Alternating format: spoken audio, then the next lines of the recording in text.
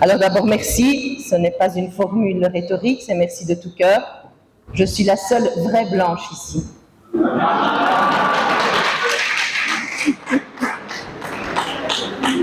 Non, toi, tu n'es pas blanc, hein. Toi, tu passes pas au test de mon ministre de l'Intérieur. Donc, j'en suis vraiment honorée. C'est une position qui m'honore. C'est un geste que j'entends comme un geste de confiance et de possible solidarité échange. Et je suis vraiment très reconnaissante à l'abbé Apollinaire Chibaka Chikongo qui m'a invitée, me connaissant très peu. On a eu vraiment très peu d'interactions.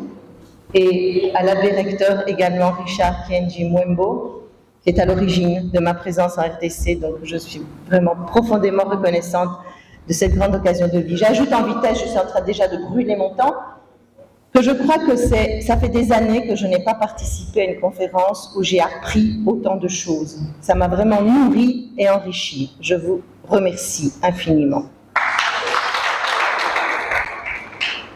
Bon. En fait, moi j'ai ajouté, parce que le titre m'a été imposé évidemment par monsieur le recteur Apollinaire Chibaka Chikongo, et j'ai ajouté un morceau. Donc ça devient le syndrome de Cécile Kyenge, stratégie de survie sociale du noir émigré face à la névrose du raciste. Et si quelqu'un d'entre vous a étudié ou lu Fanon, vous savez que je suis déjà en train de tracer le sillage de mon exposé. Je vais vous parler de Madame Cécile Kyenge, mais je vais vous en parler par un détour, et il va falloir avoir un peu de patience. Le premier point qui est important, c'est que si je me permets de parler de Madame Kyenge, c'est parce que j'en parle en tant que concitoyenne italienne. Je ne parle pas de Madame Kyenge congolaise. Ok? Sinon, je ne pourrais pas en parler. Et puis, de façon un peu plus académique, ce que je vous propose, c'est de partager une partie de l'histoire de Madame Kyenge et de réfléchir sur cette histoire par rapport au thème qui nous intéresse en tant que psychologue social. Et donc, je voudrais m'inscrire dans la continuité des travaux de Fanon sur les dynamiques de domination et leurs répercussions psychologiques. Mon objectif est d'essayer, tant soit peu, d'actualiser les thèses de l'auteur à la lumière des processus psychosociaux contemporains qui sont ceux que je maîtrise le mieux. Pas tout à fait, mais le mieux.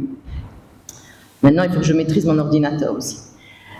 Ce qui nous intéresse ici et qui justifie l'ajout justement du concept de la névrose du raciste au titre de mon exposé est la manière dont Fanon aborde la question de l'homme noir. Le nègre étant pour Fanon le noir malade de colonialisme. Dans son texte, Peau noire, masque blanc, écrit quelques années après son arrivée en France métropolitaine, Fanon introduit ainsi le concept de névrose du noir. Je parle ici de l'homme noir, du nègre, avec des majuscules, et ce sont des termes qui incluent évidemment les hommes et les femmes. Mais je ne vais pas décliner à chaque fois, on deviendrait fou. Donc,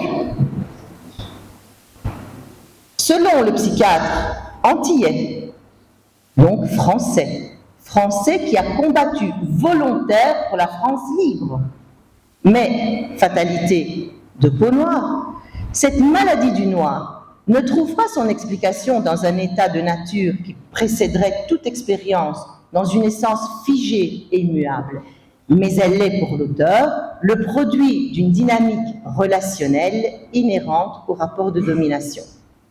Le nègre n'existe que dans la mesure où il est le produit direct et nécessaire du rapport de domination et d'oppression qui le lie au groupe dominant blanc.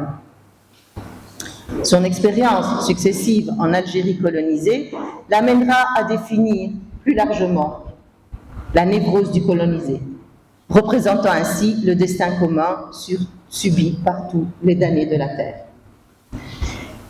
La maladie du noir colonisé est ainsi une conséquence psychologique et directe de la colonisation et du racisme systémique. Nous le répétons. Cette maladie de l'homme noir se manifeste par des symptômes tels que l'aliénation identitaire, on en a parlé largement, qui amène le colonisé à rejeter son héritage culturel, à se percevoir à travers le regard raciste du colonisateur et à chercher désespérément à devenir comme l'Européen. C'est entre guillemets, ce sont des citations de Fanon. C'est ce processus qui mène à un désir de blanchissement culturel, nous venons d'en parler, et de se conformer aux normes de la culture dominante pour échapper à la condition infériorisée imposée par le colonialisme. Fanon décrit cela comme un état de dédoublement, nous dirions aujourd'hui de dissociation, où le noir se voit obligé de porter un masque pour être accepté, niant ainsi sa propre identité et ses racines, et en devenant de cette façon un nègre. En tant que psychiatre, Fanon renvoie l'origine de la souffrance psychologique existentielle des membres des groupes dominés aux effets de cette oppression. La condition du dominé est fascinée par la violence du système d'oppression imposé par le groupe dominant. L'étiologie de la maladie psychiatrique, selon Fanon, est de nature politique. La guérison définitive ne peut être que de cette même nature. L'autre pôle de la relation, bien naturellement, est représenté par le groupe dominant. De manière symétrique, Fanon décrit la névrose du raciste comme une véritable pathologie psychologique qui touche l'individu, mais ici aussi, dont l'origine est enracinée dans ce même système colonial et ces mêmes structures de domination. Cette névrose se caractérise les psychanalystes, par la projection des peurs, des angoisses, des frustrations personnelles du raciste sur l'autre, c'est-à-dire le colonisé, qui se trouve ainsi réduit à des stéréotypes et déshumanisé. Le raciste est, en quelque sorte, à son tour, prisonnier de sa névrose, laquelle, comme toute névrose, répond à un besoin psychologique profond. Pour maintenir une cohérence interne et justifier la domination et l'oppression, le raciste se réfugie dans une vision du monde qui légitime ses actes et renforce la hiérarchie sociale qu'il continue à perpétuer.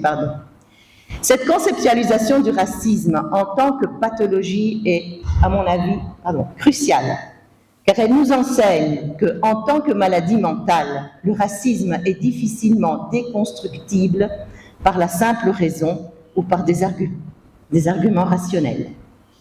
Si les hypothèses explicatives de Fanon sont acceptables, j'en viens à la psychologie sociale, alors il est nécessaire, d'une part, de distinguer la spécificité de l'expérience historique de l'être noir en tant que construction façonnée par des contextes coloniaux et postcoloniaux durant des siècles par la violence qui les a caractérisés, et d'autre part, donc il y a une histoire du noir, de l'homme noir, mais d'autre part, il faut aussi reconnaître, ou il faudrait reconnaître, pour valider les hypothèses de Fanon, les expériences analogues vécues par d'autres groupes, pas nécessairement de peau noire, subissant les dynamiques de domination.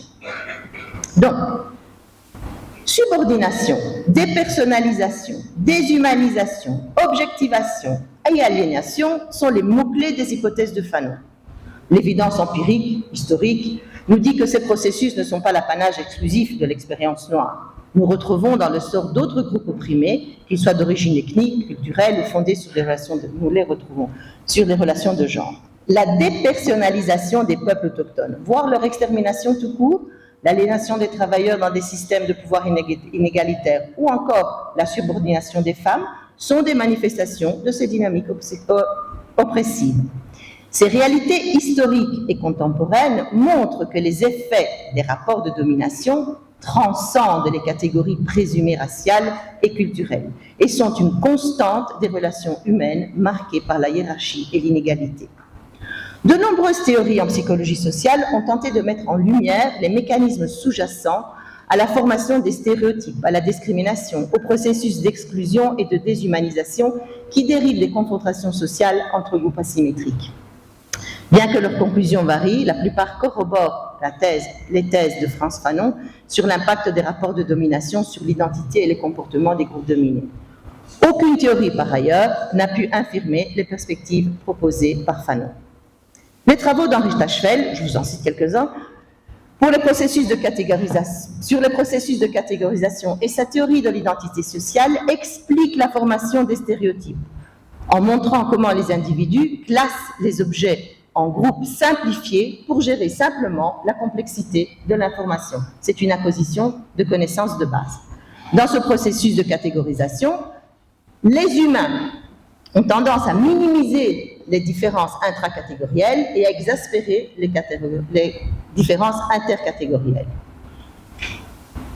Mais ce phénomène, qui est applicable à toute classification, devient particulièrement marqué lorsqu'il s'agit d'objets ayant une valeur sociale, qu'il s'agit de pièces de monnaie ou d'êtres humains.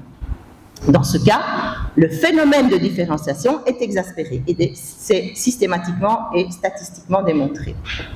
Bon, les stéréotypes sont le résultat de cette simplification. Bien que cette simplification puisse sembler anodine, tout compte fait c'est un processus de base et physiologique, on a envie de dire, le stéréotype devient problématique lorsqu'il prend forme dans un contexte de confrontation intergroupe marqué par une relation hiérarchique, situation fréquente sinon constante dans les relations humaines. Peut-être un peu doux, s'il vous plaît.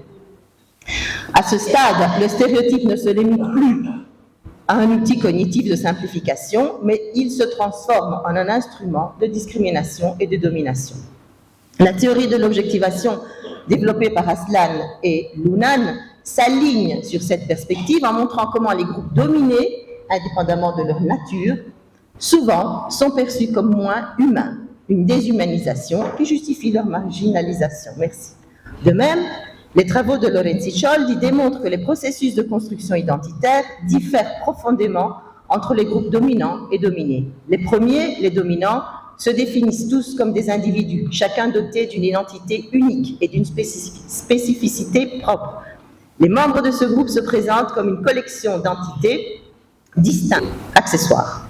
En revanche, les groupes dominés sont perçus et se perçoivent comme un ensemble homogène d'individus interchangeables, sans distinction réelle entre ses membres. Leur identité n'est pas fondée sur leurs caractéristiques personnelles, mais sur leur appartenance collective, perçue comme antérieure et supérieure à l'individualité de chacun. On a parlé tout à l'heure de Global South, Sud global.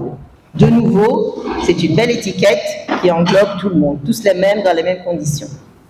Les hypothèses de Fanon, donc, qui précèdent d'au moins 2 décennies les recherches en psychologie sociale, sont pleinement corroborées. Les asymétries sociales et les dynamiques de domination sont les antécédents fonciers de construction identitaire et de profil psychologique profond.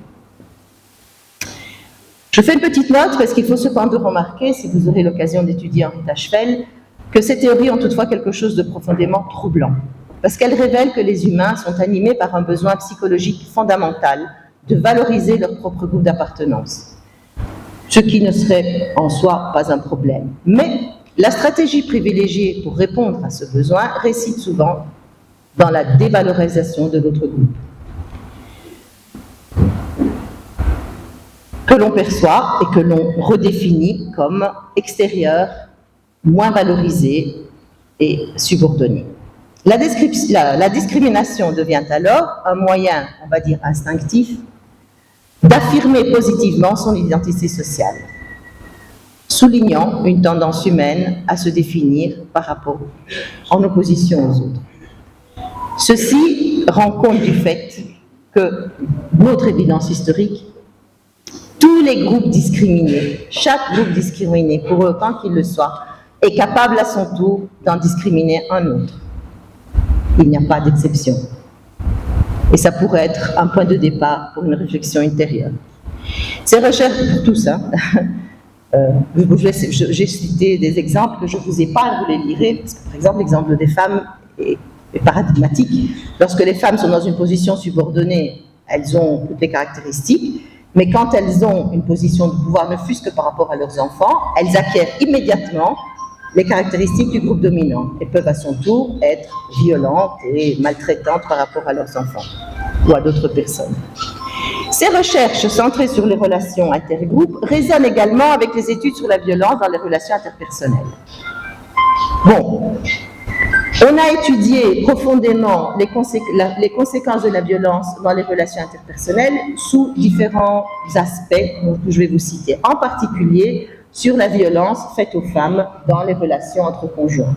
Parce qu'il y avait un thème qui troublait tous les intervenants, quels qu'ils soient opérateurs sociaux, psychologues ou juges, c'est que ces femmes avaient la tendance à rester liées à leur agresseur. On avait du mal parfois on a du mal à les éloigner de leur tortionnaire. Bon, les auteurs, nous sommes au début des années 80, commencent à réfléchir et ils étudient la littérature qui concerne la violence dans des relations interpersonnelles, mais dans d'autres contextes relationnels. Et donc, ils s'aperçoivent que ce soit, il y a des études très importantes sur les prisonniers, par exemple, que ce soit dans le cadre du rapport entre prisonniers et tortionnaires, enfants et parents abusifs, enfants adultes qui maltraitent leurs parents âgés, dont ils devraient prendre soin, les personnes qui s'occupent des personnes handicapées, et j'en passe. Dans tous ces cas-là, il y a des caractéristiques communes et à chaque fois, en fait, ce paradoxe qui semblait un paradoxe, qui est le fait que la victime de la relation a du mal à s'éloigner de la personne qui l'a fait souffrir, est une constante. Bon. Ce qui permet aux auteurs de définir un nouveau concept qu'ils vont appeler le lien traumatique. Et c'est très important, pour nous en tout cas psychologues, parce que ça nous permet de voir des modèles relationnels qui sont très différents entre eux, mais qui vont avoir les mêmes conséquences psychologiques. Quelles sont les caractéristiques de ce lien traumatique? Eh bien, on peut partir de 4 points fondamentaux. Le premier, c'est qu'il y a un lien contraignant a priori. Écoutez bien, parce que je suis en train de parler d'interpersonnel, mais je vous demande de penser à tout ce que vous avez dit jusqu'à présent. Qu'est-ce que ça veut dire? Ça veut dire que dans ce type de relation, pour la relation qu'il y a au début, c'est facile, l'enfant ne peut pas quitter ses parents comme il veut, l'handicapé ne peut pas partir de la personne qui s'occupe de lui, le prisonnier ne peut pas s'évader facilement. Il y a un lien a priori qui lie de façon nécessaire et contraignante la victime à son agresseur. Donc, la fuite n'est pas possible et ça ne peut pas dépendre d'une simple décision individuelle. Dans tous ces cas, lorsque ces relations deviennent violentes, il y a un isolement systématique de la victime. On coupe la victime de sa possibilité non seulement de chercher de l'aide ailleurs, mais aussi de confronter son expérience, parce que ça lui permettrait de comprendre, de réaliser ce qu'elle est en train de vivre. Il y a une asymétrie de pouvoir, qui est une asymétrie de pouvoir qui va toujours dans la même direction et qui est caractérisée par l'oppression. Et puis, la violence est intermittente. Il y a toujours des moments où l'agresseur va s'arrêter et va donner ce qu'en psychologie on appelle une espèce de renfort positif. Je le fais pour toi, c'est pour ton bien. Bon, je viens vous aider. On a parlé maintenant des humanitaires, des robinets, des postes de santé. On est là pour vous. Donc, maintenant, voilà, oui, ça c'est un tableau récapitulatif. Les mêmes causes, donc ça c'est le lien traumatique, nous sommes dans un contexte relationnel, les mêmes causes pour tout le monde, et elles vont produire les mêmes effets. Et donc, les victimes finissent par développer, malgré les abus, une forme de loyauté ou d'attachement envers leur agresseur, en tout cas ce qui apparaît en tant que tel, en raison des stratégies d'oppression systématique qui les maintiennent sous emprise. Isolement, mépris, dénigrement, disqualification, attribution de tâches épuisantes et humiliantes, renforcement apparemment positif, justement, je viens pour vous aider, je vous fais des écoles, des hôpitaux, vous n'êtes pas content? Bon, on dit aussi que les Noirs, ils ont la musique dans le sang. On dit aussi que les Italiens sont séducteurs. C'est un des stéréotypes. Je vous assure que ce n'est pas toujours vrai. Donc, mais ces renforcements positifs sont systématiquement répondus et alternés à des punitions sévères et arbitraires. Et à la construction d'une narration où les maltraitances sont présentées comme la conséquence juste des prétendues inaptitudes intrinsèques des victimes. D'abord, on met toutes les victimes. On met les victimes dans la condition d'être complètement je ne sais plus quoi, c'était quoi, collapsé. Je ne trouve plus le mot. Hein? Donc on vous met dans la faim, on vous humilie, on vous met dans l'impossibilité de décider quoi que ce soit, et puis on vous regarde et on vous dit vraiment, moi je peux vous aider, mais si vous ne faites rien pour vous, que voulez-vous? Décliné dans tous les contextes, on le retrouve partout. Bon, il y a des conséquences psychologiques, je vous ai dit, des traits psychologiques, des souffrances psychologiques qui sont systématiques. On va de la perte de confiance, le monde a trahi. Okay? Les personnes qui devraient nous aider, nous soigner, ou qui arrivent avec la force par rapport à laquelle on n'a aucune possibilité de réagir, c'est une trahison par rapport au monde. On ne peut plus faire confiance en personne, pas même à soi-même. Une acquisition d'un sentiment d'incompétence et d'impuissance apprise. Ça, je l'explique un peu plus parce qu'à mon avis, c'est plutôt important. Parce que les victimes dans un lien traumatique sont loin d'être passives. En fait, elles déploient d'importants efforts pour résister et survivre aux maltraitances. Les stratégies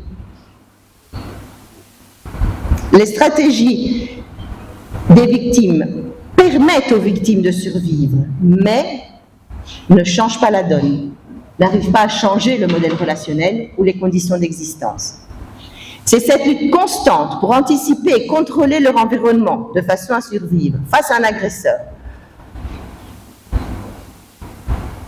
qui les amène à percevoir leurs actions comme profondément inefficaces et donc à se sentir incapables de modifier la situation. On en arrive à ne plus réagir. C'est humain. Ce sentiment qui s'acquiert par la propre expérience est renforcé, bien entendu, par la dévalorisation répétée infligée par l'agresseur. Ce qui conduit justement à croire que, tant qu'à faire, on ne va rien faire. Pardon. Il y a aussi, ça a été cité durant ces jours-ci, la question de l'hyper-évaluation de l'agresseur. Quand on travaille avec les femmes, des l'impression, on a pensé, mais elles sont en train d'attribuer un pouvoir magique à leur conjoint.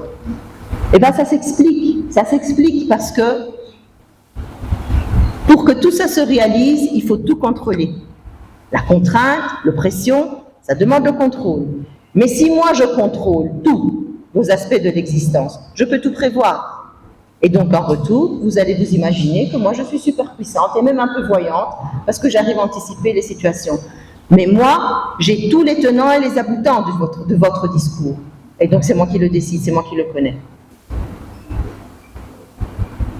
Et enfin, il y a en général une altération de la capacité à interpréter l'événement. En psychologie, on le voit surtout dans les récits parce que les relations de cause à effet dans la succession des événements, elles sont un peu chamboulées. La personne qui a subi longtemps des abus et des victimes et des maltraitances a du mal dans la recomposition des événements à les mettre en suite logique et même temporelle et chronologique. Ça aussi, ça s'explique, il n'y a pas de mystère là-dedans. En fait,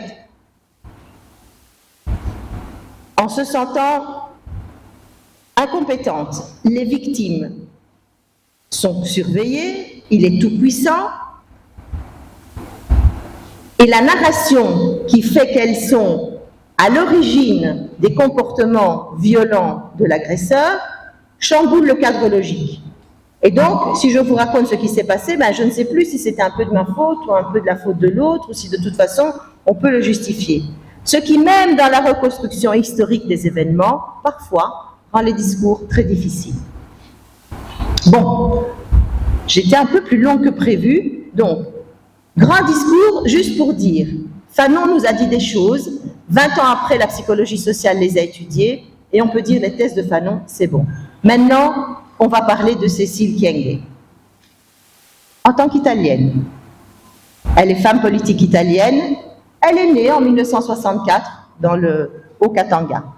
Elle arrive en Italie en 83, elle fait ses études de médecine, elle octroie par après une spécialisation en ophtalmologie et elle se déplace dans l'Italie du Nord. En 1994, elle devient citoyenne italienne, elle va marier un Italien et elle est connue pour être la première personne d'origine africaine à accéder à une fonction ministérielle en Italie. Déjà, on a eu très peu de femmes ministres, elle, c'était vraiment l'exception de l'exception. Parallèlement à l'exercice de sa profession, elle s'est activement investie dans des actions sociales, notamment en faveur des droits des immigrés et pour promouvoir l'intégration culturelle en Italie. Son parcours politique, c'est important.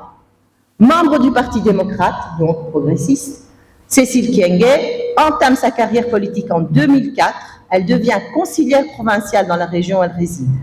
En 2013, elle est nommée ministre pour l'intégration dans le gouvernement d'Enrico Letta, qui, ma foi, aura une vie très courte, parce qu'il va durer 10 mois. Mais au terme de ces 10 mois, Kyenge va être candidatée pour les élections européennes, et donc elle va être élue en 2014, donc un an après. Elle va faire tout son mandat, où elle va continuer son engagement en tant que députée européenne, pour se consacrer aux termes relatifs aux droits de l'homme, à l'immigration, à l'intégration sociale, etc., en défendant des valeurs de justice sociale et d'inclusion. Au terme de ce mandat, 4 ans, Kyenge se porte candidate encore aux élections de 2019, sous l'étiquette toujours du Parti démocrate. Cette fois-ci seulement, elle va poser sa candidature dans une autre circonscription où elle n'a jamais travaillé et parmi une des plus xénophobes d'Italie, c'est la Vénétie. Elle ne va pas être élue. Bon, ça c'est la grande histoire.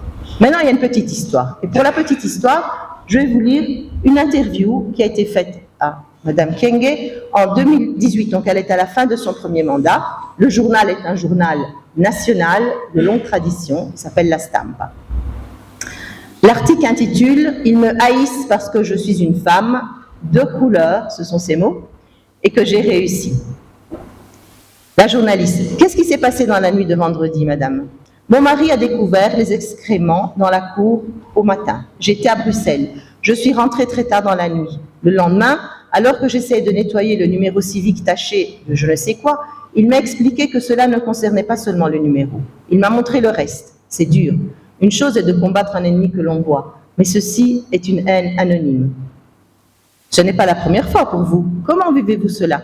Cela dure depuis 2013. J'ai 20 affaires en cours au tribunal que je poursuis personnellement, certaines comme partie civile, avec un avocat payé de ma poche. Ce n'est que la pointe de l'iceberg. J'ai intenté des poursuites uniquement contre ceux ayant des responsabilités institutionnelles ou politiques. J'ai des procès à Forza Nuova, qui est une force à moitié illégale d'extrême droite, ou la Ligue du Nord, qui est un des partis au pouvoir. Le reste, ce sont des menaces comme celle de vendredi, des menaces intimidantes mais anonymes. Pouvez-vous nous raconter quelques exemples? Bon, je vous les passe. On veut la décolorer, on veut la rendre blanche, ils ont fait des affiches. On devait lui décerner un prix. Les gardes du corps viennent et l'amènent à l'extérieur parce qu'il y a deux avec le t-shirt du parti, la Ligue du Nord, qui veulent l'agresser. Alors, le journaliste pose une question très intelligente. Pourquoi? Vous avez dû vous poser la question, n'est-ce pas, madame? Enfin, Kyenge répond. Au début, je pensais que cela n'aurait duré qu'un temps, mais c'est devenu une avalanche. Je suis devenue un symbole, positif pour les étrangers arrivant en Italie, mais négatif pour tous ceux qui ne les tolèrent pas. Je suis noire, femme, éduquée. Autant de fautes face au tabou. Au début, on me demandait si j'étais afro-américaine. Pourtant, j'étais ravie de rejoindre le gouvernement. Cela me semblait être l'aboutissement d'un parcours normal. L'Italie est-elle devenue raciste? Je ne l'ai pas ressenti de haine contre moi personnellement, mais comme le changement que je représente, contre le changement que je représente, que certains ne veulent pas voir ou veulent empêcher. L'Italie n'est pas raciste, elle a des valeurs que d'autres pays n'ont pas, etc. En résumé, Cécile Kyenge est une citoyenne italienne, médecin spécialisé, qui a occupé l'une des plus hautes fonctions de l'État en devenant ministre de l'Intégration, puis députée au Parlement européen. Durant son mandat, elle a été la cible de nombreuses attaques racistes, notamment, et ça on ne l'a pas encore cité, de Roberto Calderoli, à l'époque sénateur de la République, qui l'a insulté publiquement en la comparant, tenez-vous bien, parce que ça n'a jamais existé, à un orang-outan. Un peu éculé, vous en conviendrez. Monsieur Calderoli est actuellement ministre de la République italienne. En plus de ces attaques directes, Kyenge a été victime, comme nous l'avons vu, de nombreuses agressions anonymes, menaces de mort, etc. Réseaux sociaux, on n'en parle pas, c'est encore pire. Bon. Kyenge a donc intenté des poursuites judiciaires, nous dit-elle, contre plusieurs de ses agresseurs, y compris avec ce monsieur qui actuellement est ministre. Le procès a été entamé en 2013, il s'est conclu en 2023, il a été prescrit.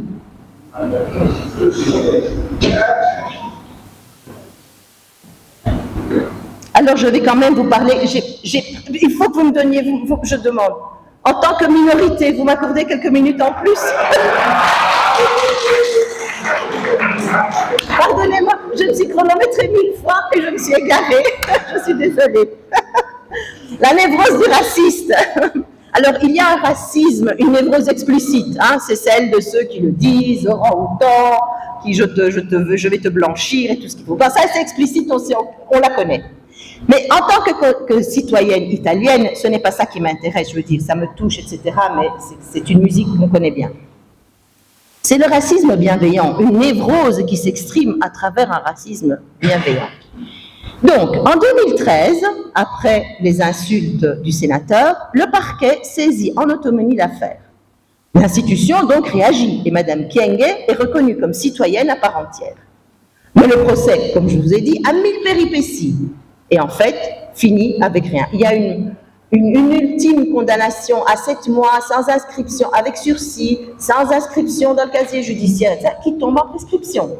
Donc, au départ, nous avons une action positive, l'État reconnaît sa citoyenne, mais dans les faits, il ne se passe rien.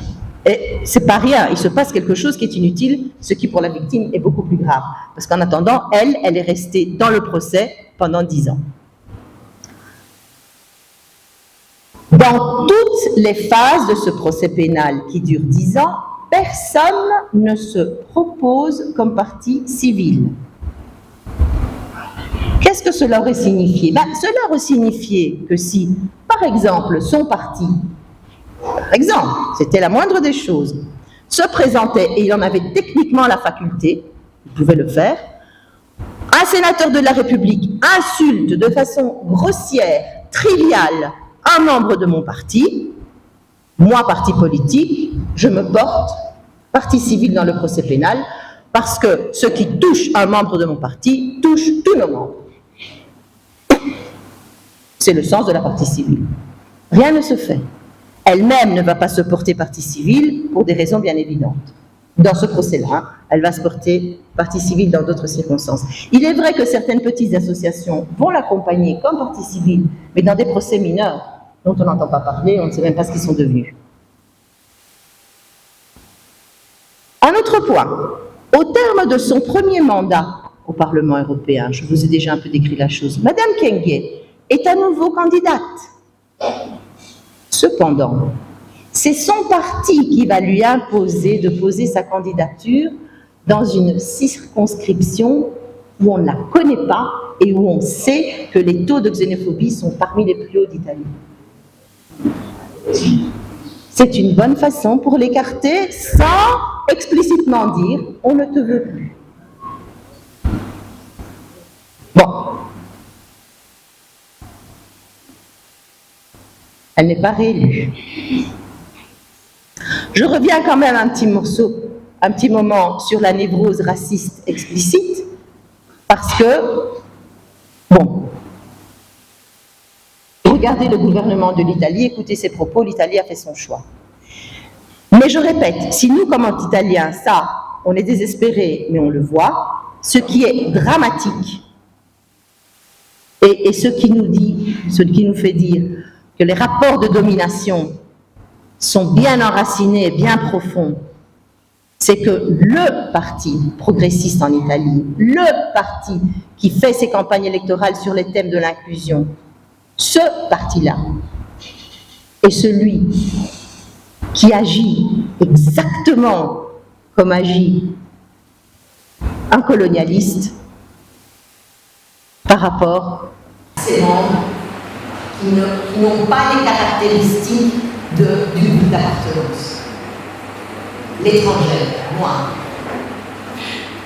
Et le fait qu'elle soit noire, et le point, on ne l'aurait jamais attaqué comme ça. Si elle avait été albanaise, on l'aurait attaqué, hein, mais pas de cette façon-là.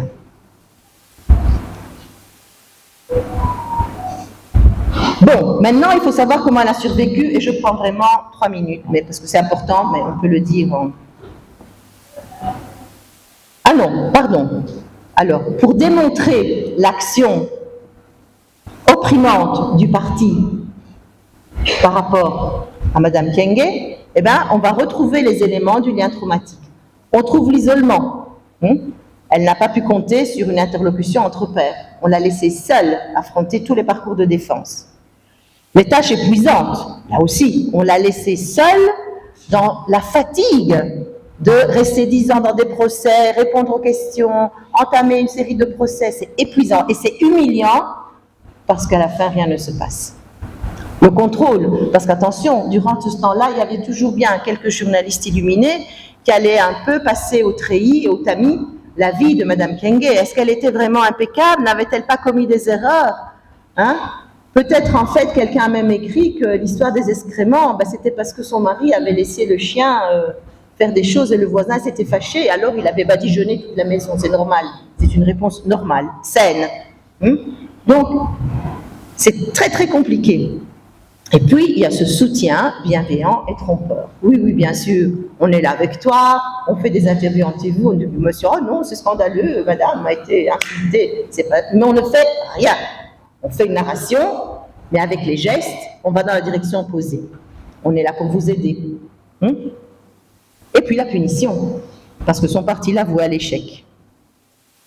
Donc, ils l'ont même puni. Donc, aucun doute que la structure de la relation entre le parti et Madame Kyenge est vraiment une structure de domination.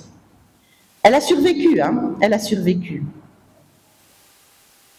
Elle s'est trouvée dans cette situation traumatique, de cette relation qu'on va appeler traumatique. Et comment a-t-elle échappé aux violences et aux abus? Eh bien, elle a pris ses distances. Elle a pris ses distances à la fois de la société civile italienne et de son parti. Et donc, quel est le prix de ce salut? Eh bien, sa citoyenneté est devenue très très discrète. Elle exerce comme médecin, point. Imaginez son histoire. Donc, elle est pratiquement invisible. Son engagement, son histoire est oubliée. Donc, ce qu'elle a semé, personne ne le récolte. Et donc, son histoire est vouée au silence. Et en fait, elle a choisi le silence. Elle n'est pas joignable. C'est un choix que nous respectons profondément et pleinement. Et nous n'avons aucune intention de porter jugement ou d'interpréter sa décision. Toutefois, le cas est tellement emblématique que je voudrais quand même proposer une réflexion d'ordre académique et pas personnel sur cette réponse du silence. Parce que quand même, à moi, ça évoque et ça réveille des vieux cauchemars. D'un point de vue psychologique, construire un récit autour de sa propre expérience, et c'est là que la possibilité de le faire dans sa langue maternelle, elle est où? Dans sa langue maternelle, revêt une importance foncière. Je fais un clin d'œil au professeur Mpunga, plus ou moins. Donc cette possibilité de construire une narration devient d'autant plus essentielle lorsque les expériences sont marquées par la douleur. Bon, c'est de la psychologie, première année. La capacité de partager ce récit donc de le partager, de le raconter avec quelqu'un et d'en avoir un retour, je me suis égarée, constitue un processus fondamental pour acquérir une conscience de soi et intégrer les expériences douloureuses, voire traumatiques si c'est le cas. Cela permet, dans l'échange avec nos pairs, d'assembler nos diverses expériences et de transformer une vie fragmentée, ou qui pourrait apparaître fragmentée, parfois indicible si elle est particulièrement douloureuse, en une histoire cohérente, essentielle pour intégrer les diverses parties de soi. On est tous faits de plusieurs mosaïques. Le problème, c'est qu'on doit essayer de trouver un puzzle qui fasse du sens et qui soit harmonieux. Bon.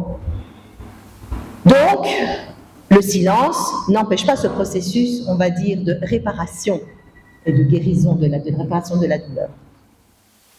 Mais les risques du silence, et on va revenir au début, sont également évoqués par Fanon, pour explorer le manque de mots et de récits décolonisés. La colonisation, nous rappelle l'auteur, impose une langue et une culture qui asphyxie celle du colonisé, privant ces derniers de ses propres mots, de son récit et de sa culture. Il crée un vide identitaire.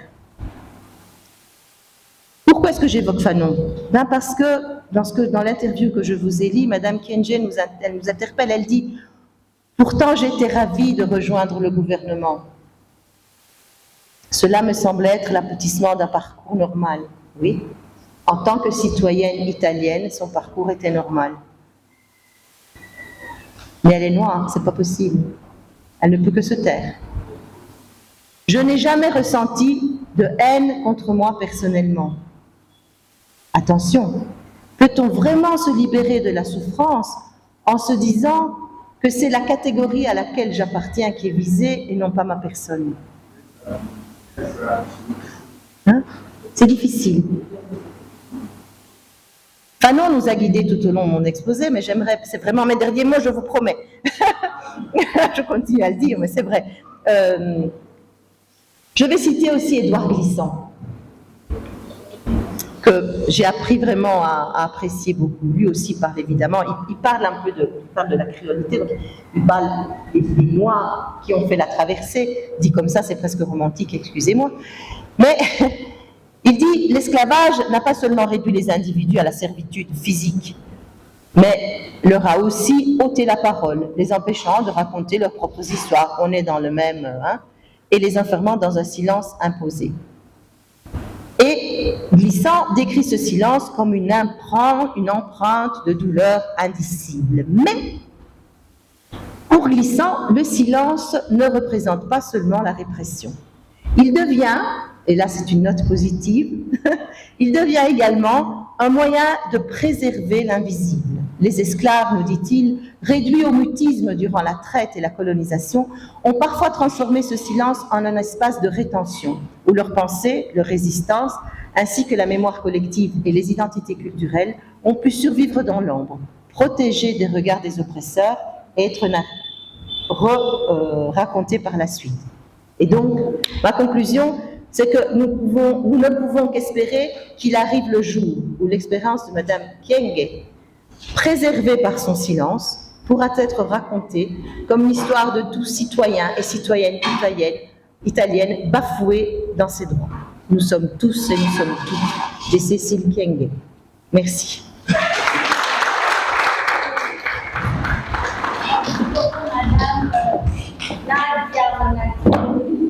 De votre exposé est très riche et nous vous remercions pour tout ce que vous avez fait et pour cette partage des connaissances. Et en même temps,